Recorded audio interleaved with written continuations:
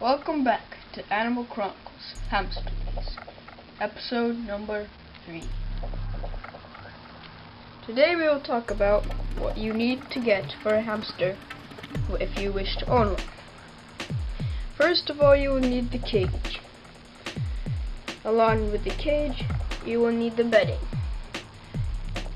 You have to keep the bedding in a dry place like this, in a container. A scoop to put the bedding in. Next, you will need the food. Try to keep the food dry as well.